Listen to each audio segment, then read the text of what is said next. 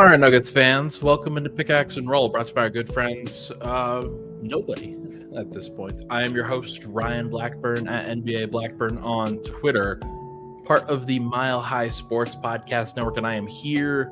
I am ready to discuss the Denver Nuggets and the loss that they just suffered to the Los Angeles Clippers. Final score 105-102, a clutch game that came down to the closing minutes. And a whole bunch of back and forth and a whole bunch of plays where, yeah, you kind of wish you had it back. And I think both teams kind of felt that way, especially like Clippers probably felt that way in game one. And Nuggets probably felt that way as strongly as they did in game two. Like they most certainly did. So this is kind of how it goes. And when you're in a 4-5 series and when you are forced to play a really tough team, this is the pain. This is the unfortunate reality of it.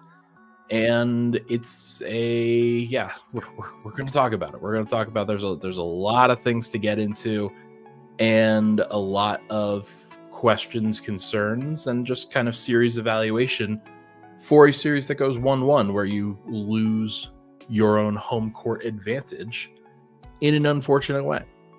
But we will get into it. I hope everybody is having a good Tuesday morning for your boy. I have not slept a lot.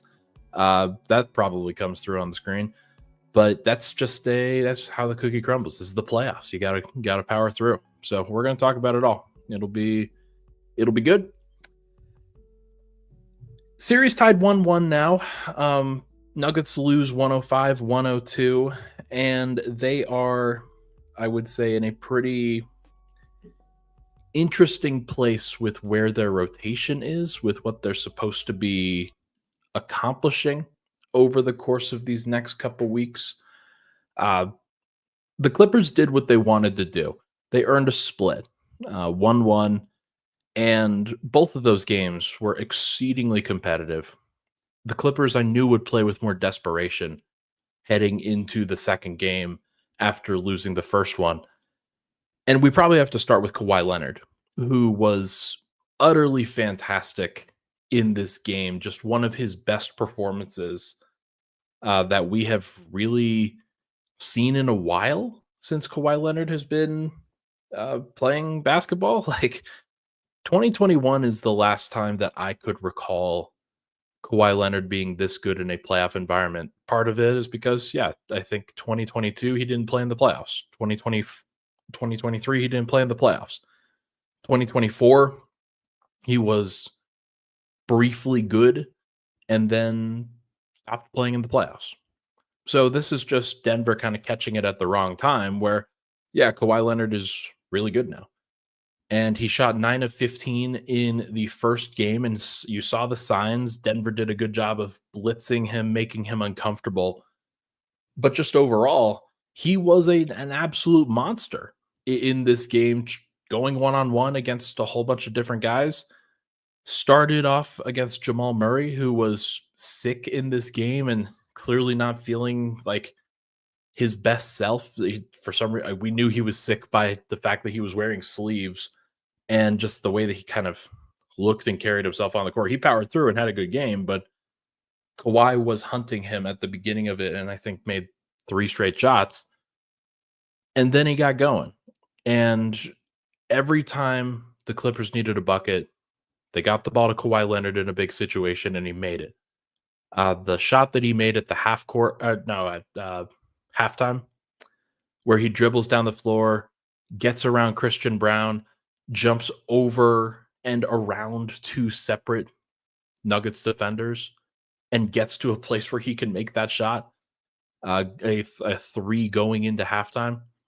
That was a big play, obviously.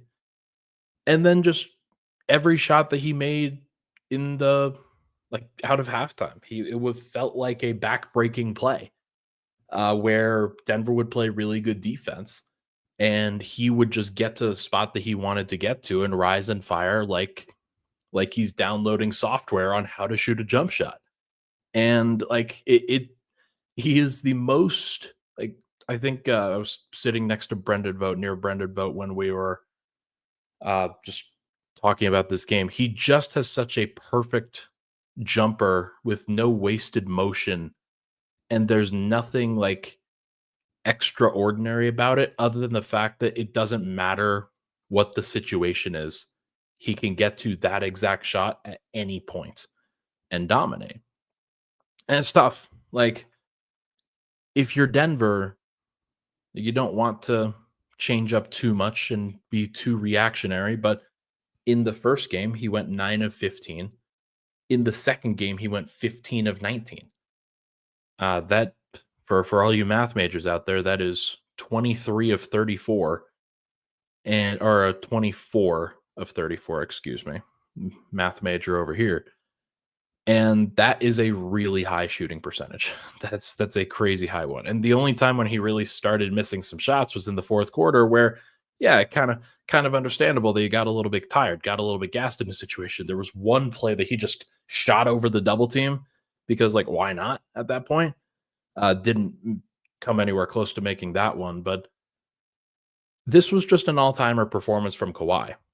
And if you're in that situation, there's a couple of different ways that you can react. One is you could change up a whole bunch of things and really try to start disrupting him. The other thing is you can let the series continue to play out and hope that Kawhi continues to get just a little bit worse while you get a little bit better in certain categories. And I honestly think that that's the way that I would go. I wouldn't be too reactionary to this. While Kawhi can obviously continue to replicate this performance, I think Denver just has to continue to do a better job of disrupting him as much as possible.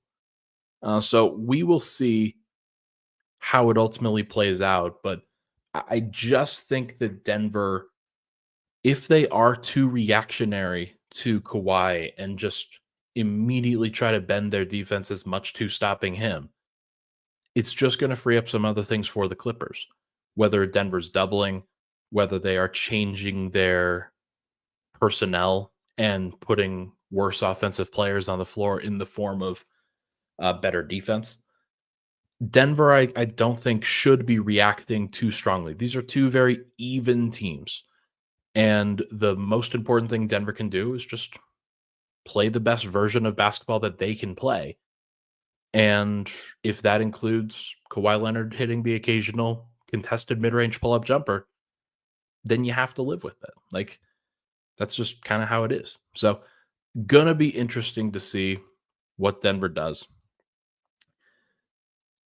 The rest of the Clippers, if you just go through the box score, James Harden, 7 of 17, 4 of 11 from 3, 7 assists, 4 turnovers. He was okay. He was fine in this game.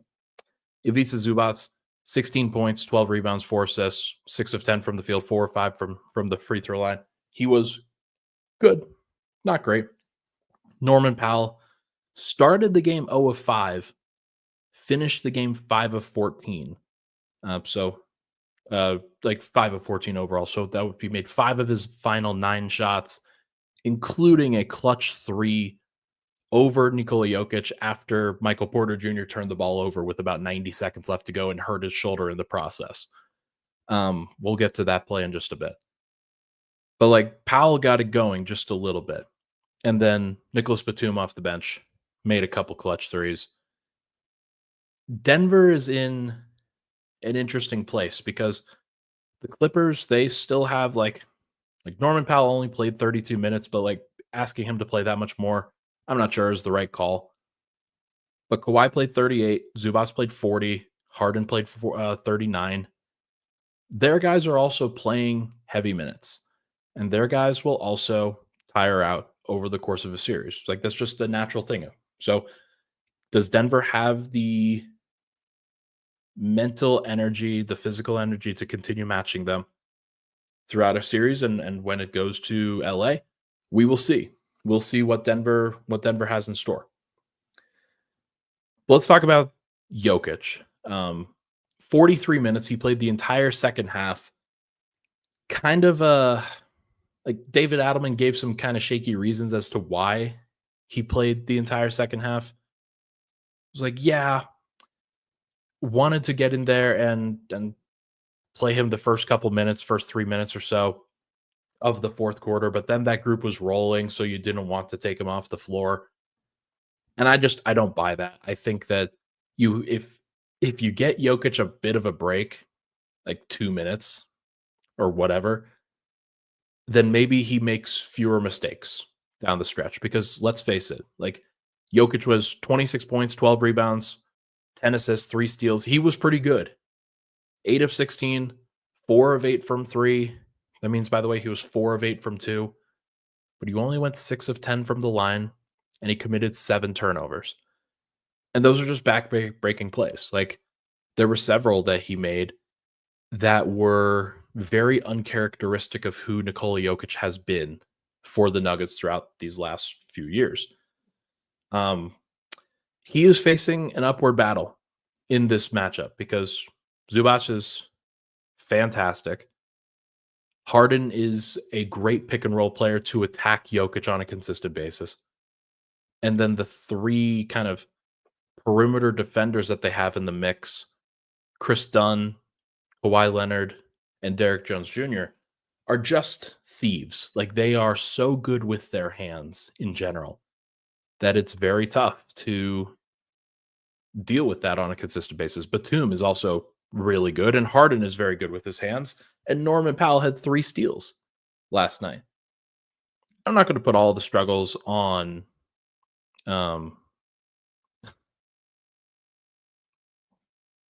what? Is this a goodbye? I'm not going to put all the struggles on Jokic, obviously. Like, that would be ludicrous. That would be insane. But what I will say is that Denver needs him to be the best player in the world in this series. And I think you have to, like, if you're going into a series against a team like the Clippers, the Nuggets' only way of victory on a consistent basis is to operate through the premise that Jokic is going to be the best player in the world and the most valuable player in that series. And Kawhi so far has been, I think, the best player.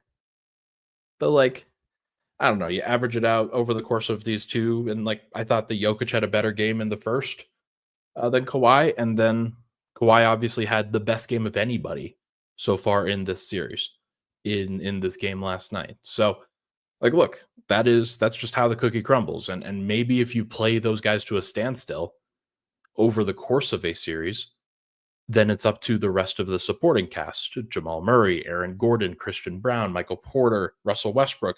It's up to those guys to kind of step up and fill in the gaps where needed. Jamal Murray clearly sick last night. Thought he fought through it and did a pretty good job. He was +5 in his 41 minutes. The Nuggets needed somebody else to step up. They were -8 in the 7 minutes that he did not play. And it continues to be a problem. The non-Murray minutes are actually a bigger issue right now for Denver than the non-Jokic minutes. And so Denver's got to find better ways to generate good offense in those situations. Whether it is Russell Westbrook doing a better job in terms of handling the basketball, whether it's Jokic doing a better job not turning the ball over. There's a lineup that Westbrook fans have really wanted Denver to go to. It's the Russ +4 starters without Murray lineup. And so far in this series, that one has not been good enough to me. I don't have the numbers in front of me, but anecdotally, I would say that it's about a -10 in about 6 minutes. So obviously it's not a great thing. But yeah, one of the issues that Denver's having and one of the issues that Jokic is having, like the free throws are one thing. He's just got to make free throws, plain and simple. If you don't make free throws, then like it's one of those criticisms that Skip Bayless is always going to lob at LeBron James. Like it is like kind of a shaky criticism, but you do have to make free throws in a game where you lose by 3 and you miss 4 free throws. Like pretty reasonable. But Denver had 20 turnovers, and one of the reasons that Jokic had 7, like the last one that he committed, I think is a pretty good indicator of Denver's spacing concerns. So he tries to get into the paint. The Clippers collapse on him. They play in the gaps around him. They zone up around and try to guard the other guys, like basically four other players with three people, while the rest of the Clippers collapse on him, including Zubats. And Kawhi Leonard was able to guard two players at the same time because Christian Brown and Russell Westbrook were on the same spot on the floor on the right wing. For whatever reason, they just ran to kind of stand next to each other. I haven't gone back and watched the play, but that's just what I remember.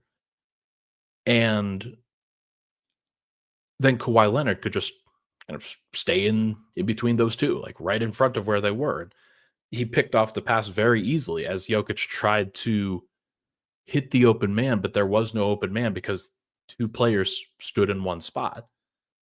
And so if that's a spacing issue that Denver has, it's going to be really difficult for Jokic to draw two defenders and then kick it to an open guy. So the Nuggets have to be more precise as a team. Late game situation, I would say that Denver made 7 or so mistakes in the final 5 minutes that you could say lost them the game. Like that's a lot. So it's not just Jokic, of course. Christian Brown had a really bad game. Like he missed a clutch shot. He got into foul trouble. I thought that Ed Malloy, after like the ref that kept fouling him, I thought he took a special interest in Christian Brown's plays for whatever reason and decided, no, you are not making any plays after being assessed a technical foul from the fracas that happened in the third quarter. But Denver didn't really have a lot of great options. They wanted to trust Christian. Maybe they should have just had Russ on the floor next to Michael Porter, but then Mike got hurt. So you want like that other lineup, the Murray, Russ, CB, Aaron Gordon, Jokic lineup out there. The real thing is that Denver just needs another option. Peyton Watson played 14 minutes. Maybe he could have come back into the game, but you want somebody that you can trust to space the floor in the corner, kind of like what Michael Porter can. And frankly, Russell Westbrook did that last night. So credit to him for being able to. 3 of 6 from three. Some of the threes that he made in the fourth quarter just to get Denver to where they needed to be were extremely clutch. And again, he deserves a ton of credit for the way that he has kind of stepped up to the plate here. And he's playing pretty good basketball. So Denver needs another guy to kind of go with him. Or if it's like Christian Brown, just need to play better. And the other, like there are plenty of other misses. Turnovers happened. Jamal wasn't perfect. But the Aaron Gordon missed dunk was insane. Like that's one where you just kind of shake your head because nothing like that should ever happen, has ever happened, and it just did happen in that situation. And then Michael Porter losing the ball, trying to go get the rebound and start a fast break, loses the ball, dives on the floor, hurts his shoulder in the process. Norman Powell gets it. Jokic doesn't close all the way out, dares him to hit a three in a transition situation, and Powell hits a big three. Just a lot of plays that you can point to and say, yeah, not good enough. So can Denver recover? Can Denver come back from this? We will talk about it on the other side. I want to talk about Michael Porter. I want to talk about Russell Westbrook. I want to talk about Jamal Murray a little bit. And we could talk about some adjustments for the rest of the series. We'll be right back here on Pickaxe and Roll.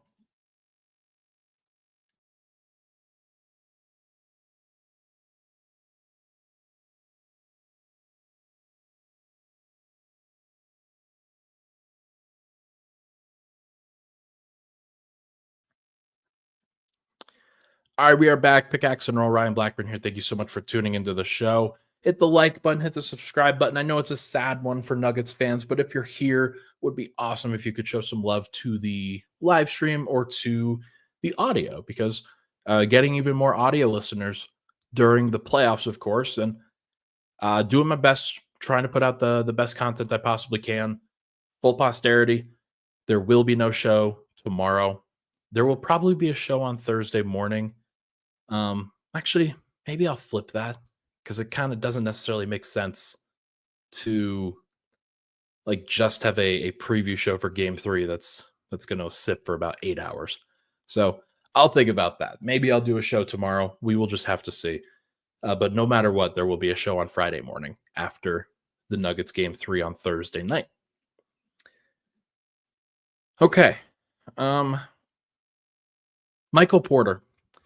We talked a lot about Mike. We talked a lot about some of the struggles that he was running into, some of the concerns that people had. I've been going back and forth with my co-host over at Locked On, Matt Moore, about Michael Porter, and he played a pretty good game. Like, not gonna lie, there's a lot of things that people can point to in terms of issues. He was a -4 in a game that Denver lost by 3. Oh no. But just overall, I thought that Michael Porter was pretty great. Just for what Denver needed, what they expected, and then what they got. They got enough for Michael Porter to win this game.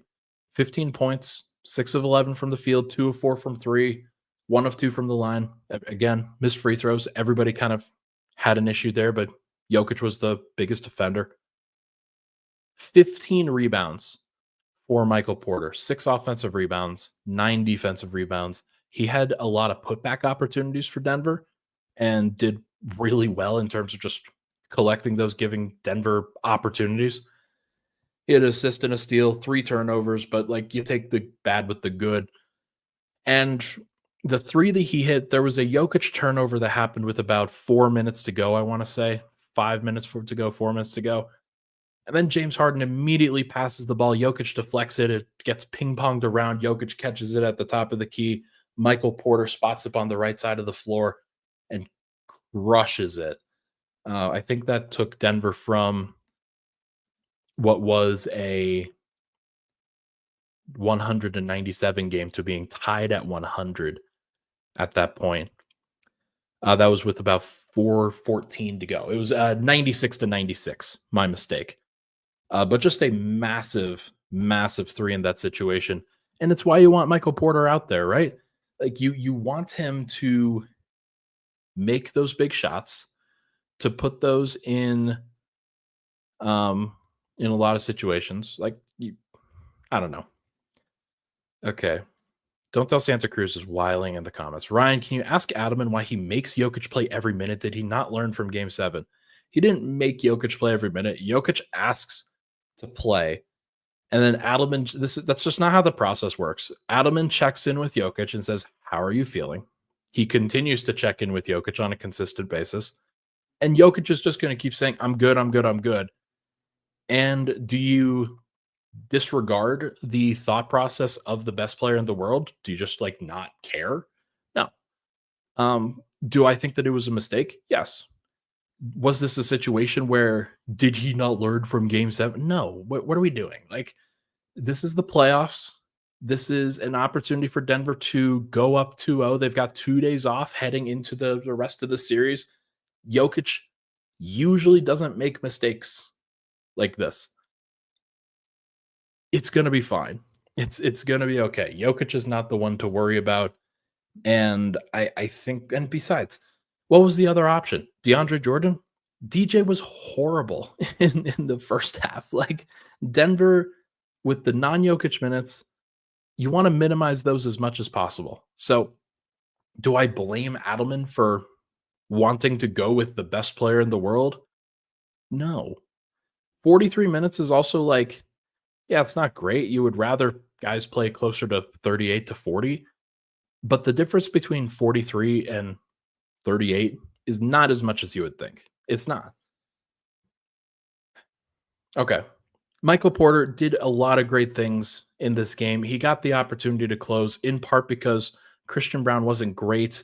Russell Westbrook also had an opportunity to close, and they decided to go with the starters. This was just what the choice was. And then the scramble happens. Michael Porter gets the defensive rebound after Kawhi misses a big shot and then immediately turns the ball over. He dives on the floor. Norman Powell steals it and then gets the 3 over Jokic. And just a back-breaking play for Denver. Porter, he apologized to everybody in the locker room after that play. He apologized to all of his teammates, said, "I'm sorry for losing us the game." he thought he lost the game for them in that moment. And like I understand that perspective because Denver was tied at 100 at that point, and they finally got Kawhi to miss. And that's very rare in and of itself. But then you kind of compound the error by allowing a relocation three in that situation. That to me is on Jokic, not as much on Porter. But it was just one mistake in a whole bunch of different mistakes. But Porter was right. That was a big one. I'm not gonna argue with him that it wasn't. But the other problem there is that Denver, I'm not sure how healthy Porter is going to be in the upcoming series, like in the rest of these games. That shoulder injury looked like it was giving him a lot of pain. He talked about it being a joint sprain. We'll see what happens on the injury report. We'll see what that looks like on Wednesday. We'll certainly talk to David Adelman on Wednesday before they travel to Los Angeles. But there's just a lot to be concerned about, I think. Like, is Mike even going to be able to play in the upcoming games? I don't know. I kind of think that he will, but I also think that he's going to be pretty bothered by it if that's the case. But again, I'm not a doctor. I'm not Mike. I don't know what he is and isn't willing to play through in things that aren't really related to his back or things that have kind of had an impact on him going forward. But it's going to be interesting to see how Denver responds if Mike, like hypothetically, let's say he can't play 30 minutes. Let's say he can play 20. Okay. How do you pivot? Do you add just more minutes to Russell Westbrook? Do you play Peyton Watson a little bit more? Maybe you try to get, maybe the goal should be, if in that case, to start Peyton Watson and put him on Kawhi Leonard so that Aaron Gordon doesn't have to guard Kawhi early in the games and can stay a little bit more fresh. That might be the right call, honestly. Just kind of use Peyton Watson as the sacrificial lamb in these cases. That'd be pretty tough.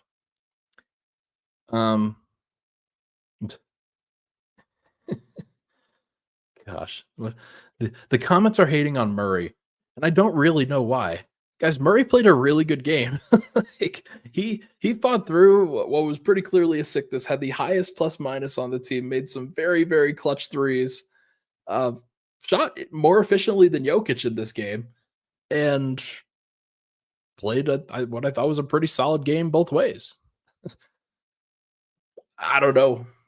I just can't get behind the Murray criticism in this one. Like I thought he played really well, and he's battling on the glass too. That's the other thing, is that a lot of the rebounds that Jokic ultimately got were like relatively uncontested. Murray got 2 rebounds, and the 2 that he got were massive. Like just rebounds over the top of people and fighting through. Like that's just how the playoffs are. And like he has shown that he can be a playoff player in so many good ways. So like I don't know. Hard for me to criticize Murray in this one. That's just not where I'm like not sure what the point was there on that one, but is what it is.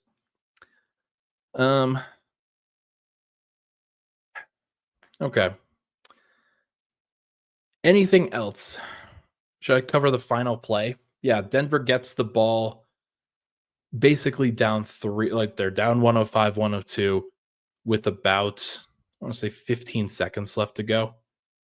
Maybe a little bit less. Okay, 12 seconds left to go according to the box score. They get the ball. Christian Brown rebounds it. Ball gets passed to Russell Westbrook. Actually, did it get passed? Did Christian just dribble it up? I don't actually remember. But the ball ends up in Christian's hands, and he had Russell Westbrook open in the right corner. He didn't make a good decision. He hesitated on the 3 that he did get, and then stepped back and kind of relocated and tried to hit another 3. Jokic grabs an offensive rebound with about 3-4 seconds remaining, tries to get back out behind the 3-point line, and ultimately misses a shot. In that situation, I just think that Denver should have called timeout, and they should have tried to draw up some sort of play where they get a better look than the one that they did get. especially when you grab the rebound in the middle of the floor like they did. That is not my like. I don't know. Like I understand why they didn't call timeout in that case. Unfortunately, like it was just pretty tough. Um, because the Clippers will foul. The Clippers will foul up three. They didn't end up fouling up three. But if you take a timeout in that situation, the Clippers are able to stop and think about what they're supposed to do. Ty Lue is often a guy that would foul up three, and then that just wastes time. It puts Denver in a really tough position, and they're trying to figure out, okay, what do we do? But yeah, look, that was David Adelman's fifth game. I need people to fully appreciate that he has had 3 games, game 80, 81, and 82 of the regular season, and then game 1 of the playoffs and game 2 of the playoffs have been the 2 best games in the NBA playoffs so far. They have been extremely critical, and every decision is going to be hyper analyzed, and it's tough. Like that's just a really tough situation for any coach to be in. And like when the ball ends up in Jokic's hands, you're like, okay, well, do I call timeout because the ball is now in Jokic's hands? But I think you probably call timeout in that situation just to try to draw up a play so that Jokic or Murray could get the shot, or Aaron Gordon for that matter. Aaron was playing pretty well, or frankly, Russell Westbrook. Like Russ was 3 of 6 from 3. If you get any of those guys an open shot, that to me is better than the situation that they created. So I'll go on record and say I thought it was a bad decision by David Adelman to not call timeout. And like it's easy to say that in hindsight. In the moment, I was like just watching kind of frozen.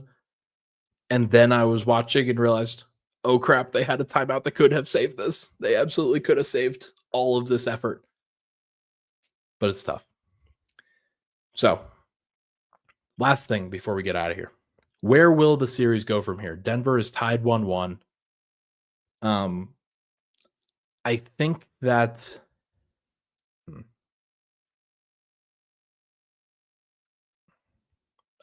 Denver's in a pretty bad place. There are reasons to believe that they will obviously just even this up and come back, and it'll be about 2-2 coming back to game 5.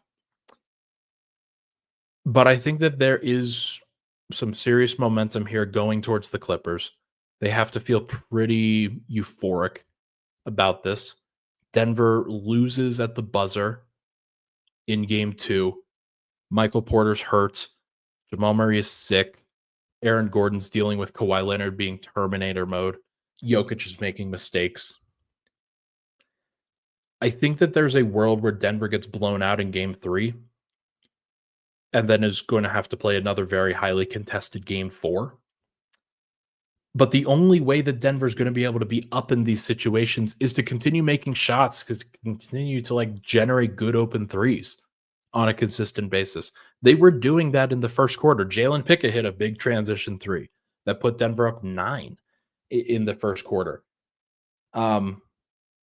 From then on, it was just a very contested game, but the Clippers just worked their way all the way back in the second quarter, kind of taking away all of the momentum that Denver had. So it's tough. I'm going to have to go back and watch that second quarter. It really felt like Denver, they didn't lose this game in the early second quarter. That would be ludicrous to say.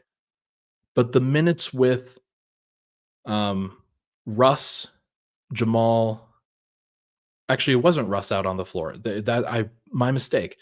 It was Jalen Pickett, Jamal Murray, DeAndre Jordan, Michael Porter, and Peyton Watson. Like that lineup in particular did not do their job at the beginning, but then they kind of evened it up, and Denver should have been okay. I need to go back and look at which leads, like which lineup actually gave up the lead, because it felt like Denver got hit in the mouth a little bit at the beginning of that quarter, but then they reasonably recovered and they were okay. And then Jokic came back in. So I honestly think it was probably just a Jokic lineup that was making some mistakes. May not have been Jokic specifically, but Denver should have been better. They should have won. And the fact that they didn't, and the Clippers can say that, yeah, they should have won game 1, but they didn't.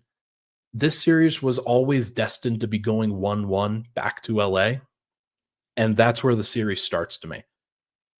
Best of 5. Can Denver win 3 of the next 5 games? Are they going to be too exhausted? Are they going to be physically drained? Are the Clippers dealing with the same exact thing? And will they be physically drained to the point where they're not able to handle certain things? I don't know. What I do know is that Jokic hasn't played an awesome game yet in this series. He was good in game 1. He was fine last night. Denver needs him to be better. They need a 30, 14, and 10. Like, that's just what he's supposed to do. And I think that Denver's still in a dogfight. We will find out whether they can survive it. But for now, that is going to do it for this episode of Pickaxe and Roll, brought to you by our good friends Nowhere. Thank you so much for tuning into the show. Hit the like button, hit the subscribe button on the way out. Like I said, I haven't decided whether it's Wednesday or Thursday when I'll be doing a Game 3 preview, but you will most certainly get a Game 3 recap on Friday morning. Everybody have a good day. Be nice to people. I will talk to you guys very soon.